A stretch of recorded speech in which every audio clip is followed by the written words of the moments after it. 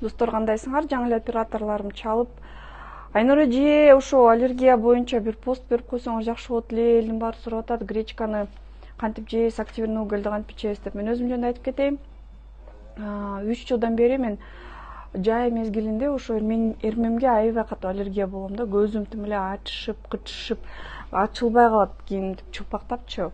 Чүчкүрөм, башына чүчкүргөндөн башталат, андан кийин көзүм кычыша баштайт. Анан болду, көз кычышкан деген бул тим эле көздүн ичине кирип, ийне менен сайгылап салгым келет да.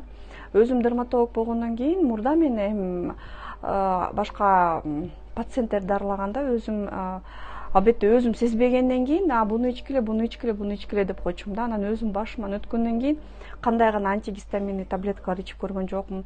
Дексаметазонду атып көрдүм, хлористыйды атып көрдүм, капацитти көрдүм. Ушунчалык тим эле жайында жашагым келбей кетет. Мына азыр июлдун ортосунан баштап сентябрдын ортосуна чейин, сентябрдын аягына чейин ушунчалык кыйналчумун. Өзгөчө көлгө барганда бүт жерде эрмем көп, аябайчы. Анан мен быйыл ошо апамдын ыкмасын жасап көрөйүн дедим. Анан чын эле мага жардам берип атат. Апам күнгө болгон аллергиядан ошондой ыкма менен дарыланган. Күнгө чыкса эле мынтип кызыл чоң крапивница деп коет, фотодерматит крапивница деп коет, чоң мындай бүдүрлөр чыгып кетчү, валдырдай чыгып кетчү. Анан түк күнгө көрсөтө алчу эмес денесичи, беттин да күнгө кичине чыкса эле бетин баары кызарып, шишип, денесинин баары кызарып, тырманып, аябай кыйналчу. Анан ошо кадимкидей эле гречка, айран жана активированный уголь менен дарыласа болот. Апам бирок жөн эле гречкага отурган, мен болсо активированный угольду кошуп койдум. Кара дары деп койчу, мен чоң кайнатам илгери. Ошо кара дарыдан салмакка жараша, мисалы меники 57-58, 60ка жакын, ошон үчүн 6 таблетка ичем. Буну жарым ай ичсе болот, 15 күн ичсе болот. Эртең менен ачкарын буну ичкенден кийин башка тамак жана суусундук ичкен болбойт. Жөн гана суу менен ичиш керек дагы, бир 11ге чейин жөн эле жүрө бериш керек. Ачка. Андан кийин мен гречка жейм. Кадимкидей эле гречканы сууга бышырып алам. Тузу жок, майы жок.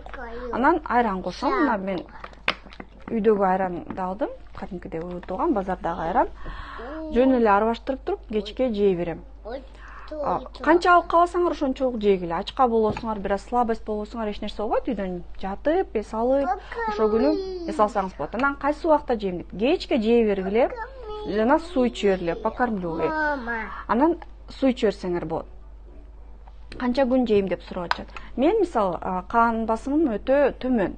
Мен башым айланат. Ошон үчүн мен жумасына бир күн ушундай гречневый диетага отурам.